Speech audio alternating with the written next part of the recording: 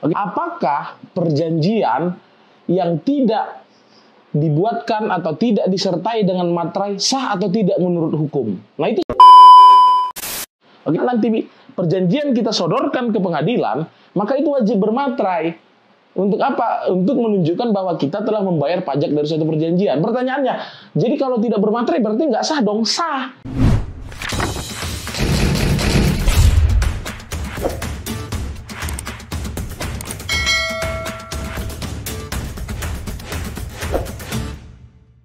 Oke, halo semua, kembali lagi di channel YouTube Zona Hukum bareng gue Tulus Pardosi. Kali ini gue akan menjawab berbagai pertanyaan seputar isu hukum yang sepertinya sih sudah sering banget dibahas, tapi masih banyak masyarakat atau orang-orang yang punya permasalahan belum mengerti jawabannya. Pertanyaan tentang apa itu? Misalnya yang pertama saja misalnya, apakah perjanjian yang tidak dibuatkan atau tidak disertai dengan materai sah atau tidak menurut hukum? Nah itu sering banget pertanyaan itu muncul. Bukan hanya itu, ada lagi misalnya yang bertanya, apakah perjanjian yang dibuat tidak secara tertulis di kertas atau secara lisan atau hanya by WA sah menurut hukum? Nah itu pertanyaan-pertanyaan yang sering muncul, dan di video kali ini gue akan coba menjawab itu semua. Oke, kita mulai dengan mengetahui apa sih syarat sahnya perjanjian.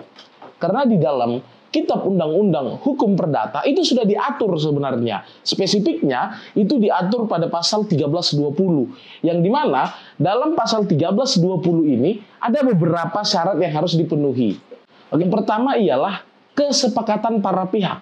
Jadi jikalau pihak-pihak yang membuat perjanjian, misalnya A dengan B dengan C, karena perjanjian itu bisa jadi dibuat oleh dua orang atau banyak orang.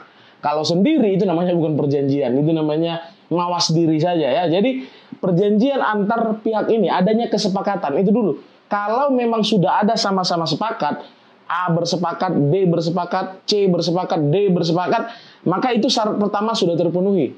Setelah adanya kesepakatan dari masing-masing pihak, syarat kedua yang harus dipenuhi menurut pasal 20 KUH Perdata maksud gue adalah kecakapan para pihak.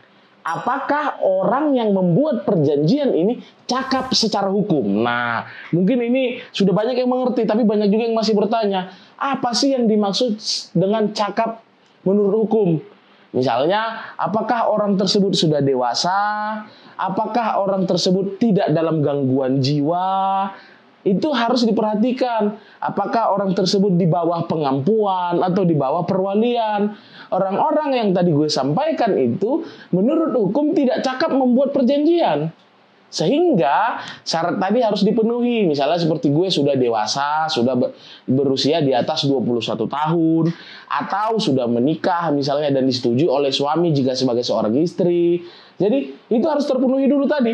Telah sepakat, kecakapannya terpenuhi. Jadi dua itu. Mari kita lanjut ke syarat selanjutnya apa? Oke. Adanya objek perjanjian. Nah ini syarat ketiga. Apa yang dimaksud dengan adanya objek perjanjian? Ada yang dijanjikan, begitu loh. Ada yang disepakati. Misalnya, kalau yang diperjanjikan itu abstrak, maka itu tidak sah menurut hukum.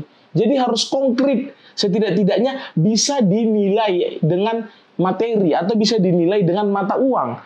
Itulah yang harus diperjanjikan, sehingga harus ada objek dari perjanjiannya. Jadi tiga hal tadi nih. Tadi yang pertama adalah kesepakatan para pihak. Yang kedua adalah adanya objek yang diperjanjikan. Yang kedua tadi adanya kecakapan para pihak dan objek yang diperjanjikan. Ini yang terakhir, sebab yang halal. Apa yang dimaksud dengan sebab yang halal? Mungkin teman-teman berpikir apakah harus distempel MUI misalnya? Tentu tidak. Sebab yang halal yang dimaksud dalam pasal 1320 KUH Perdata ini adalah yang diperjanjikan itu tidak dilarang oleh hukum. Misalnya, saya membuat perjanjian dengan rekan saya. Saya, Tulus Pardosi, berjanji dengan Yusril, saya akan menyerahkan 1 kilo ganja dan dia akan menyerahkan uang 50 juta. Maka itu tidak sah menurut hukum. Jadi kalau nanti saya serahkan uang 50 juta misalnya Yusril menyerahkan ke saya uang 50 juta, tapi saya tidak serahkan ganjanya, dia nggak bisa tuntut. Kenapa? Atau dia tidak bisa gugat ke pengadilan. Kenapa? Karena yang diperjanjikan pun dilarang oleh hukum, begitu loh. Misalnya A bersepakat ingin menggunakan jasanya, misalnya jasanya ini terlarang begitu loh, misalnya saja prostitusi. Ternyata dia tidak dibayar. Jadi dia merasa, gue laporin lu nipu. Enggak, karena itu bukan perjanjian. Maka harus ada sebab yang halal. Halal yang dimaksud di sini adalah tidak bertentangan dengan aturan hukum, atau bahkan yang paling ekstrim tidak bertentangan dengan norma yang hidup di tengah masyarakat. Jadi itu adalah 4 syarat yang diatur oleh hukum khususnya pada pasal 1320 KUH Perdata. Maka pertanyaan selanjutnya adalah di mana posisi materai? Setelah gue jelaskan, seharusnya jawabannya sudah terang benderang bahwa perjanjian dengan atau tanpa materai itu sah menurut hukum. Karena hukum hanya mewajibkan 4 hal yang tadi sudah gue sampaikan di awal dan gue sudah jelaskan. Sehingga tidak perlu ada materai dalam suatu perjanjian. Pertanyaannya terus, kenapa kita dalam buat perjanjian jual beli misalnya, kredit misalnya, harus ada materai? Materai itu digunakan untuk pembuktian nantinya. Jadi itu adalah pajak dari suatu perjanjian. Sehingga pada saat nanti perjanjian kita sodorkan ke pengadilan, maka itu wajib bermaterai. Untuk apa? Untuk menunjukkan bahwa kita telah membayar pajak dari suatu perjanjian. Pertanyaannya, jadi kalau tidak bermaterai berarti nggak sah dong? Sah. Bisa saja dibayar nanti pada saat mengajukan gugatan. Atau misalnya saya dengan A membuat kesepakatan dan tidak bermaterai. Pada saat A ingkar, saya ajukan gugatan ke pengadilan. Nah, bisa saya daftarkan di situ dan saya membayar pajak dari perjanjian itu. Begitu. Jadi perjanjian tetap sah menurut hukum dengan atau tanpa materai.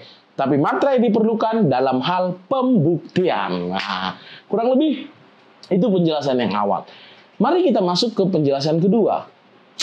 Gimana ya kalau gue buat perjanjian teman gue misalnya pinjam uang 10 juta dengan alasan anaknya sakit misalnya. Nah itu karena kondisinya buru-buru, dia datang tiba-tiba tengah malam minta tolong. Jadi gue ya nggak kepikiran lah untuk buat suratnya, untuk buat apanya, gue nggak kepikir. Nah, apakah sah perjanjian yang dilakukan hanya secara lisan? Sebenarnya